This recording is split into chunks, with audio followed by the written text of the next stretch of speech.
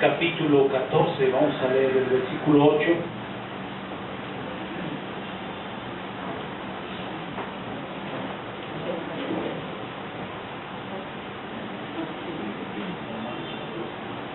Y si les pido, por favor, los que puedan ponerse de pie, se ponen de pie.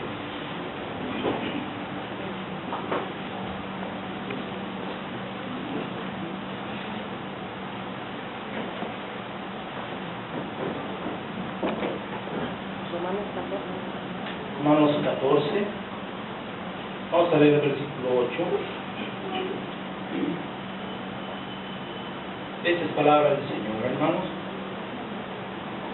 Pues si vivimos, para el Señor vivimos, y si morimos, para el Señor morimos. Así pues, sea que vivamos o que muramos, del Señor somos. Siéntense un momento, permítanme hacer una oración. Señor, te pido en esta hora que me des tu gracia, Señor, para expresar esta palabra, Señor, que tú has traído para tu pueblo. Señor, utiliza mis labios, Señor, y que tu Espíritu Santo, Señor, sea el que toque nuestro corazón. Bendito sea, Señor. Amén.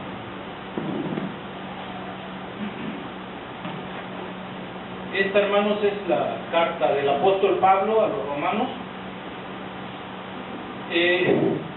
Este capítulo trata más que nada de cómo se debe tratar a una persona que es débil en la fe. Una persona, podemos decirlo, recién convertida, ¿sí? Y aún no precisamente recién convertida, ¿verdad? Una persona que tiene tal vez 2, 3, 4 años en el Evangelio. Aquí hay una discusión acerca de lo que se debe comer, de lo que no se debe comer, ¿sí? Entonces el apóstol Pablo sugiere y dice, bueno, si tu hermano es débil en la fe y te dice que no comas esto, no lo hagas por apoyar a tu hermano, para que tú no seas tropiezo en el caminar de tu hermano, ¿verdad? Para que no se ofenda, para que la gente no tropiece, ¿verdad? Porque hay a veces diferencias entre personas, entre creyentes, de lo que se debe de comer y lo que no se debe comer. Y una de esas, hermanos, es, por cierto, ¿verdad?, es la carne de cerdo. Algunos todavía tienen ese prejuicio, ¿verdad?, de que pues no se debe comer carne de cerdo. Ciertamente es un animal, ¿verdad?, que en su tiempo fue un animal impuro, ¿sí?, que fue ocupado, ¿verdad?, este animal para deshacerse de los desechos de los hombres. Sí, es por eso que el Señor prohíbe a su pueblo, dice, no puedes comer este animal, es un animal impuro. Mas sin embargo viene el nuevo pacto y el apóstol Pablo después nos dice de todo lo que hay en la carnicería, de eso comer, ¿sí? Bueno, entonces, les decía yo, se trata de no ofender a un débil en la fe, ¿verdad? Entonces, prácticamente un débil en la fe viene siendo una persona nueva, aunque no precisamente es una persona nueva. Les digo yo, puede tener 3, 4 años y puede seguir siendo débil en la fe, ¿verdad? Más bien estas personas a las que se refiere la Escritura, dice, son los neófitos, ¿sí? Los neófitos es aquella persona que ha sido recién convertida, ¿sí? La palabra neófito viene del griego neofutos, que quiere decir plantado recientemente. Por lo tanto, un neófito es como una plantita, ¿verdad?, que requiere de muchos cuidados, requiere que le pongan su abono, requiere que le pongan su agüita. Hasta hay algunas personas que les hablan bonito a las plantitas, ¿verdad? Mi abuela materna le gustaba sembrar sus plantitas. Y de pronto me la encontraba yo que les estaba viendo mi chula, mi preciosa, ¿sí? A la plantita. ¿Verdad? Y le decía, bueno, abuela, ¿por qué? No, es que así crecen bonitas, ¿verdad? Bueno, entonces, un neófito es una persona recién convertida, una persona que acaba de aceptar a Cristo, por decirlo así. Pero aquí hay algo muy importante. Todos empezamos siendo neófitos, pero ¿cuándo deja esta persona de ser neófito? ¿Cuándo deja de ser una persona recién convertida? ¿Sí? ¿Cuándo esta persona está lista para servir al Señor, para servir a la iglesia? ¿Cuándo? ¿Ah? Bueno, si la consideramos como una plantita, es cuando ya es un árbol grande y ya sus raíces están bien firmes en la tierra, ¿verdad? Entonces, cuando sus raíces están bien agarradas de la tierra, es cuando esta persona está preparada para servir y deja de ser un neófito, ¿verdad? Entonces, esto tiene que ver con la decisión personal de seguir a Cristo, ¿sí? Y nuestra decisión es a expensas de enfrentarnos a nuestras propias familias, a nuestros amigos, a nuestros hijos, a nuestra esposa. Eso es lo que comúnmente ocurre cuando tú decides seguir al Señor Jesucristo, ¿verdad? Y a pesar de tener enfermedades, a pesar de tener pobreza, ¿verdad? Uno está dispuesto a seguir al Señor Jesucristo, ¿verdad? Y no nos debe de tener nada, hermanos, ni problemas familiares, ni la muerte de un ser querido, ¿sí? O sea, el hombre debe estar decidido a seguir a Cristo de cualquier forma, pero esto es cuando ya eres un árbol bien cimentado, cuando eres una persona que ha sido preparada. Pero aún, hermanos, también existe la posibilidad de que aún tomando esta decisión de seguir a Cristo, la persona no quiere decir que deje de ser un neófito.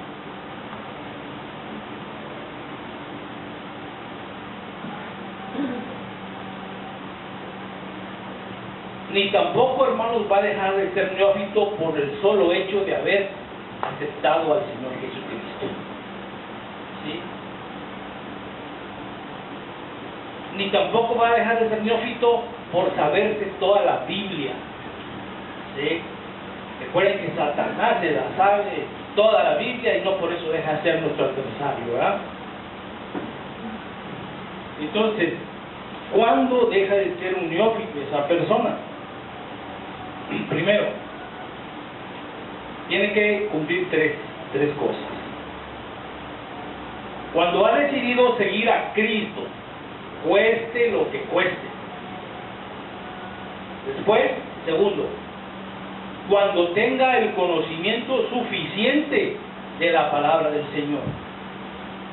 Y el tercero, cuando tenga un testimonio aceptable delante de Dios, delante de la iglesia y delante de los hombres, ¿sí? Es por eso que Pablo recomienda a Timoteo: no me vayas a poner un neófito en la iglesia, ¿sí? No puede estar a cargo un neófito en la iglesia. Estas tres cosas, hermanos, nos van a hacer vivir para Cristo, que por cierto así se llama la predicación: vivir para Cristo. Y teniendo estas tres condiciones, entonces sí vamos a poder decir como Pablo: para mí el vivir es Cristo y el morir es ganancia. Pero no nos imaginamos todo lo que tuvo que pasar Pablo para poder decir estas palabras. para que Pablo declarara esta verdad en él, hubo un sinfín de pruebas detrás de él. Y Pablo fue un hombre bien preparado, acostumbrado a hacer su voluntad. ¿Sí? Porque de su propia iniciativa salió la persecución a los gentiles. Él dijo, no, yo voy a perseguir a los cristianos porque no adoran al Dios verdadero. Entonces Pablo era un hombre que actuaba pensando que servía a Dios. ¿Sí? Él pensaba que servía a Dios exterminando a los cristianos. ¿Y qué pasó? Él tuvo que someterse a la voluntad de Dios después de haber tenido ese encuentro impactante con el Señor. ¿Va? Un encuentro que impactó su vida. ¿Qué es lo primero que le pregunta Pablo al Señor? ¿Quién eres tú? ¿Sí? Dice, yo soy Jesús al que tú persigues. Inmediatamente le dice, ¿qué quieres que haga, Señor? ¿Qué quieres que yo haga? Ya el Señor le da instrucciones, entra a la ciudad y se te va a decir lo que tienes que hacer.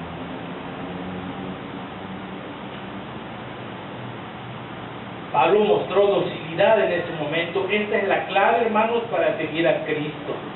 Es ser dócil, es obedecerle, como Pablo obedeció a una cosa, hermano, de sus sufrimientos. ¿Sí? Porque por medio de sufrimiento se aprende la obediencia. Hebreos 5, 5 y 9. Vamos a leer.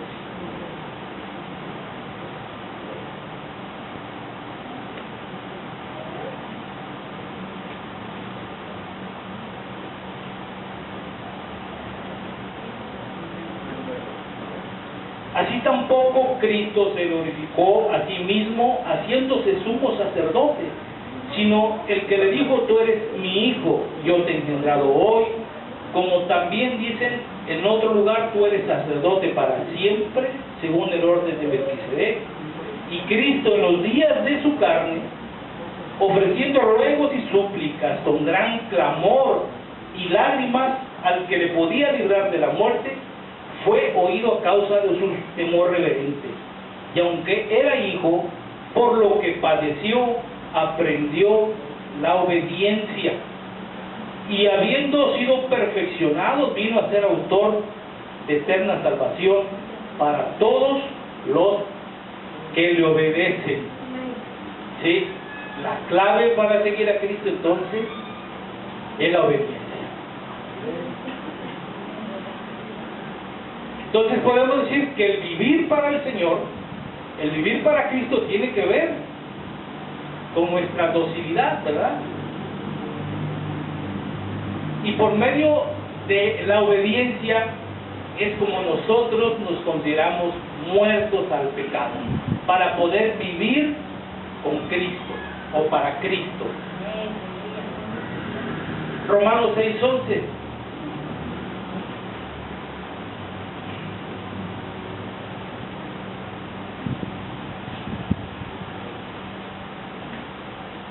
Que lo encuentre lo puede leer, por favor.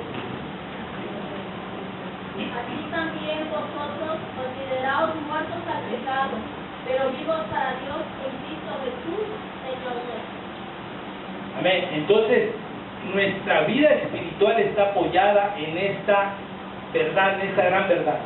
Que si amamos a Cristo, hemos muerto al pecado.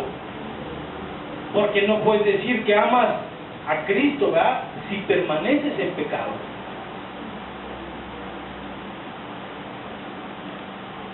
La palabra de Dios nos declara que es estar muerto y que es estar vivo espiritualmente.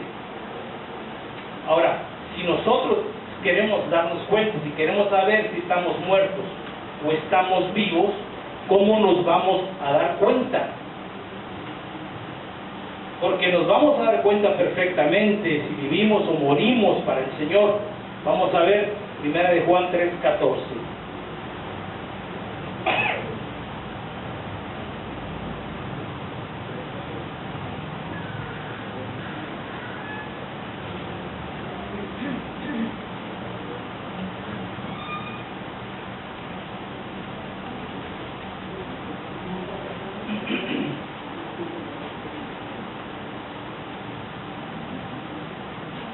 alguien la encuentra, la puede leer.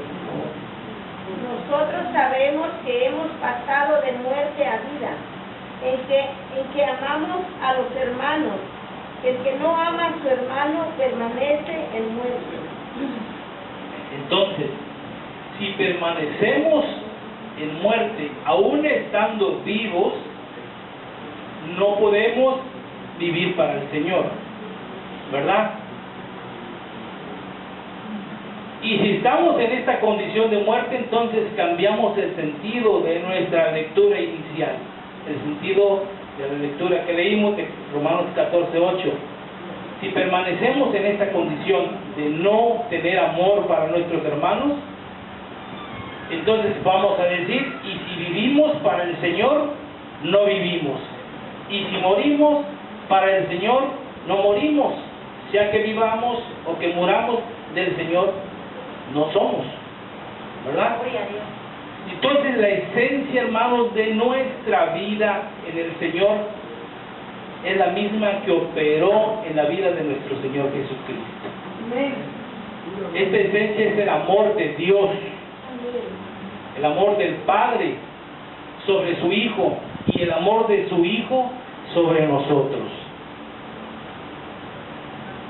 El amor del Padre fue transmitido al Hijo, el amor del Hijo nos lo transmite a nosotros y nosotros lo transmitimos a nuestros hermanos para poder permanecer en el amor de Dios, para poder vivir y morir para el Señor. Por ahí siempre yo he escuchado, es fácil decir, para mí el vivir es Cristo y el morir es ganancia. Pero detrás de esta declaración debe haber una gran convicción, una convicción fuerte, hermanos, como la del apóstol Pablo. El apóstol Pablo no crea que se sacó esta frase de la manga, como los políticos, ¿verdad?, que sacan sus famosas frases, ¿verdad? Quiero un Acapulco del 10. ¿Sí? O ¿recuerdan aquella famosa frase de Echeverría, creo que era Echeverría, o de la Madrid, un presidente de la República, que decía arriba y adelante? Él no lo dijo para quedar bien, hermanos, a los filipenses. Esta palabra él la dijo porque había experimentado el amor de Dios y había experimentado situaciones que el Señor mismo le había puesto y que el Señor mismo le había hecho superar esas situaciones. ¿Sí? Detrás de esta declaración, Pablo traía arrastrando sus sufrimientos, traía arrastrando desde el momento que fue tirado del caballo, ¿sí?, hasta sus prisiones, hasta sus últimas prisiones. Entonces se puede decir, todo lo puedo en Cristo que me fortalece.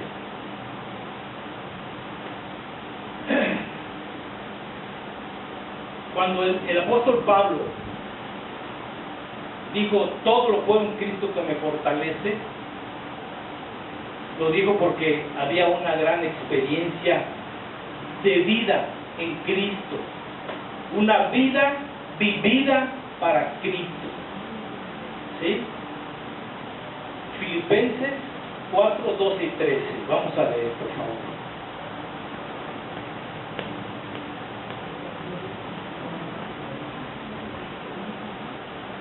Filipenses 4, 12 y 13.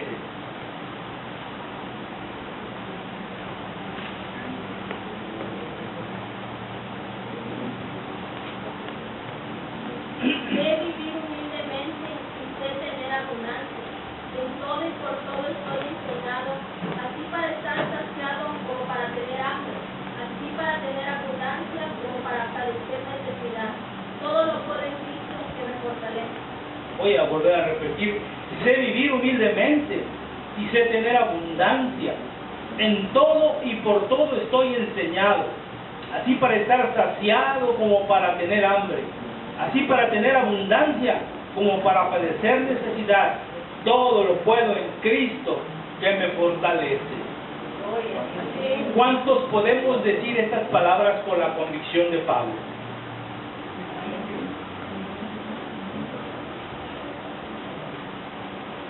Hermanos, Pablo fue un hombre que tenía poder en la sociedad rabínica, es decir, en la sociedad de Israel, con los maestros de Israel. Él tenía poder, ¿sí? Él era una persona influyente, él era un hombre de respeto. Y este hombre había aprendido a vivir para Cristo. ¿Y sabe qué? Y para Pablo no había necesidad entre vivir en la pobreza, vivir en la abundancia, vivir en la enfermedad, vivir con hambre, vivir sano. O sea, para él era idénticamente lo mismo en la condición en que él se encontraba, ¿sí? Él podía vivir para Cristo. O sea que le daba exactamente lo mismo a Pablo, ¿sí? Como estuviera. Tal vez estuviera mutilado, tal vez estuviera paralítico, lisiado, no sé, pero a él le daba exactamente lo mismo, ¿sí? Porque yo sé vivir para el Señor. Él estaba viviendo para el Señor Jesucristo. Y él estaba consciente de que si se iba de este mundo yo parto con el Señor. Por eso dice Pablo, para mí el vivir es Cristo y el morir es ganancia. ¿Ah? Lo que Pablo está diciendo es, yo vivo para Cristo, no vivo para mí. Y si muero, muero para irme con Cristo. Y en mi muerte yo salgo ganando. ¿Sí? Hermanos, pongan la atención, el hecho de haber recibido al Señor Jesucristo no quiere decir que estamos viviendo para Él. Recibir al Señor Jesucristo es solo un principio necesario, una parte necesaria para aprender a vivir para Él. ¿Y cómo vamos a aprender a vivir para Él?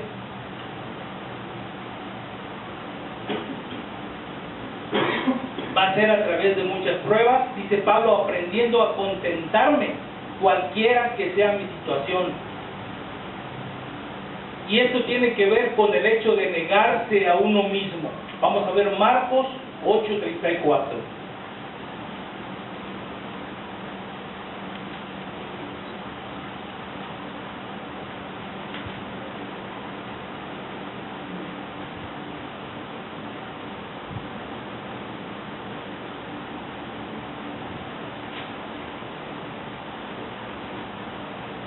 Y llamando a la gente y a sus discípulos les dijo, si alguno quiere venir en pos de mí, niéguese a sí mismo, tome su cruz y sígame. Niéguese a sí mismo. La palabra que dice niéguese a sí mismo, lo que da a entender es renuncie a las exigencias de su propio yo, ¿sí? Y esto, hermanos, es lo más difícil de hacer, ¿sí o no? Porque en nuestro yo se involucra toda nuestra vida, nuestros deseos, nuestra libertad, nuestras aspiraciones, nuestras necesidades. Ahí se involucra nuestro yo. Vivir para el Señor es rendirse, es doblegarse, es aceptar la voluntad de nuestro Señor. Eso es vivir para el Señor. Y esto, hermanos, realmente no es sencillo de hacer. ¿Cómo se logra esto? Vivir para el Señor. Esto se logra a través solamente de la gracia de Dios. Y esta es la manera que Pablo pudo terminar su ministerio, a través de la gracia de Dios. Primera de Corintios 15:10.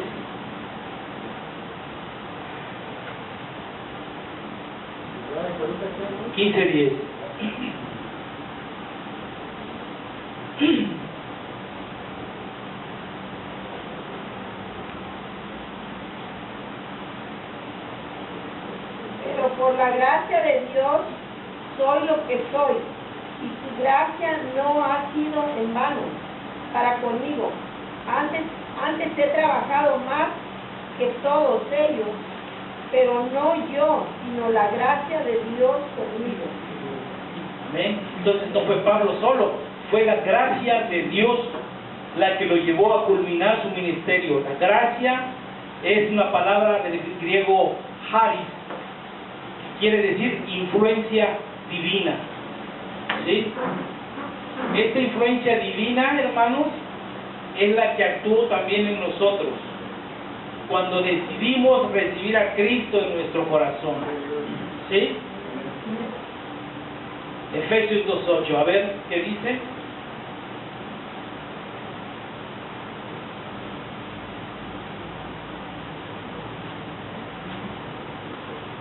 Porque por gracia sois salvos, por medio de la fe, y esto no de vosotros, pues es don de Dios. Por gracia sois salvos, y esto por medio de la fe, y esto dice no de vosotros, pues es un regalo de Dios.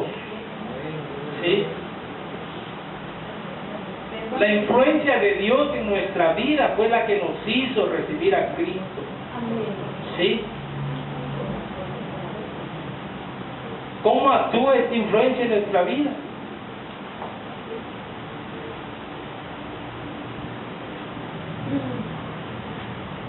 Vamos a suponer que yo le voy a dar un regalo a una persona. Vamos a suponer que le voy a regalar un iPhone última generación a César. ¿Verdad? Pero él no lo quiere. Pero entonces viene otra persona y lo convence y dice, acéptalo, mira, no te va a ir mal, es un buen teléfono. ¿Sí? Entonces, influenciado por otra persona, él acepta el teléfono. ¿Sí? Y eso es lo que hace el Espíritu Santo en nosotros. Amén. Es la influencia que tiene el Espíritu Santo en cada uno de nosotros. Entonces, la gracia de Dios es la que nos sostiene, y la gracia de Dios es la que sostuvo a Moisés, sostuvo a Abraham, a José en Egipto, a Pedro, a Jacob, a todo mundo. Sostiene la gracia de Dios. ¿Sí? Es la que actúa constantemente en nuestra vida. Y la gracia de Dios sigue actuando, porque es infinita. Alrededor de todo el mundo la gracia de Dios está constantemente. ¿Sí? Ahora, la pregunta obligada es, ¿quieres vivir para Cristo?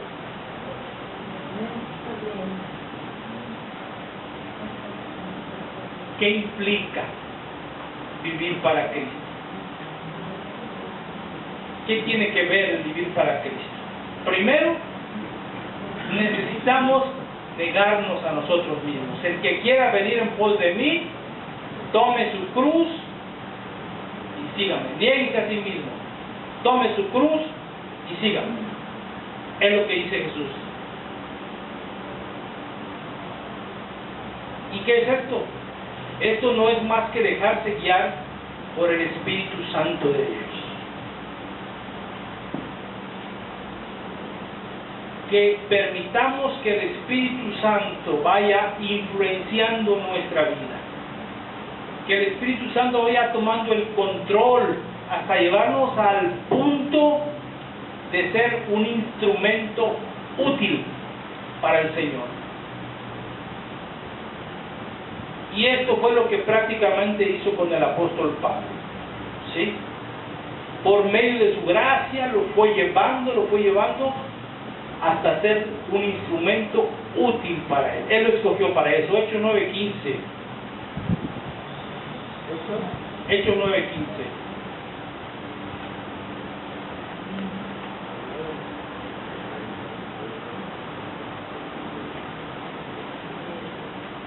El Señor le dijo, ve, porque instrumento escogido me es este, hablando de Pablo, me es este para llevar mi nombre en presencia de los gentiles y los reyes.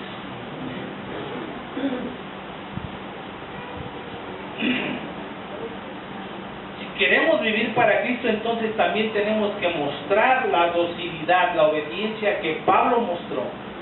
¿Sí? Cuando dijo, Señor, ¿qué quieres que haga?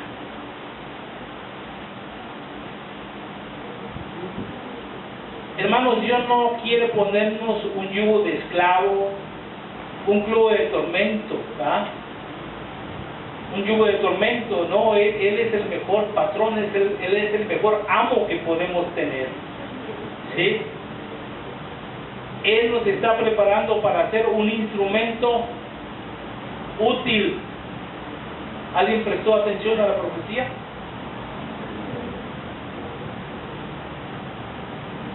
Él nos está preparando para ser un instrumento útil, pero esto requiere de un periodo de tiempo. ¿Sí? Un periodo de tiempo en el cual la gracia de Dios va obrando en nosotros. Pablo tuvo que pasar un periodo de tiempo para poder servir a Dios. Y Pablo inmediatamente no fue aceptado por los apóstoles. ¿Sí? Él tuvo que prepararse, el Señor lo tuvo que preparar para que fuera el instrumento que había escogido el Señor, ¿verdad?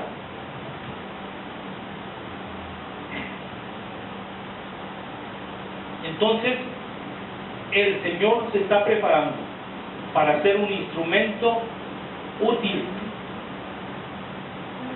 Nos está preparando a todos nosotros.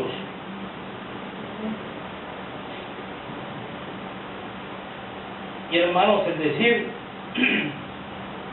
quiero vivir para Cristo, no quiere decir que forzosamente vamos a pasar los sufrimientos de Pablo.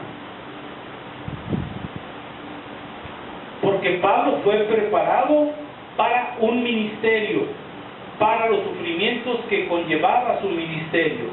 Para eso fue preparado Pablo. ¿Sí?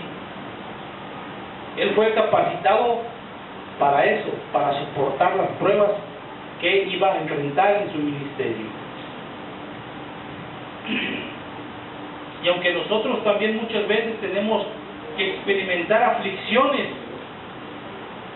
en nuestro periodo de prueba, en nuestro proceso, siempre está la gracia de Dios sobre nosotros. Y el resultado de vivir para Cristo entonces es llegar a ser un instrumento del Señor, sea cual fuera el ministerio, no precisamente el ministerio de evangelismo, porque hay infinidad de ministerios. Solo es dejarse guiar por la influencia de Dios y no tenga temor, porque el que lo va a preparar es el mismo Señor. ¿Sí?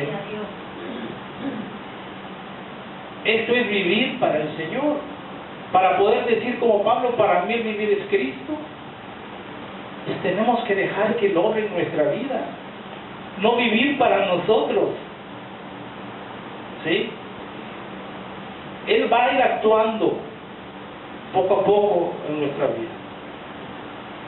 Y cuando menos pensemos, ya dejamos de ser neófitos y estamos preparados para servir a nuestro Señor. Amén. Y no tenga miedo, hermano, la verdad, no tenga miedo. ¿Sí? Porque Dios sabe quién puede soportar ciertas pruebas, quién no las puede soportar. Y Él escoge sus instrumentos. ¿Sí? Pero ninguno es desechable. Todos sirven para la honra y gloria del Señor, para el ministerio del Evangelio. Amén. Entonces, yo les invito en esta hora, hermanos, y les tengo que hacer la pregunta obligada: ¿quieren vivir para Cristo? Amén. ¿Están conscientes de que pueden ocurrir muchas cosas en su vida? Aflicciones, dice el Señor Jesús: en el mundo tendréis aflicción, pero confiad, yo he vencido el mundo. ¿Sí? Y no nos vamos a librar, hermanos, de tener aflicciones, pero lo que vamos a tener a la par es siempre La gracia de Dios con nosotros. La que ayudó a Pablo a culminar su ministerio. La que ayudó a Pablo a ser un instrumento útil para el Señor. La que ayudó a Pablo a vivir para Dios, a vivir para Cristo. Amén.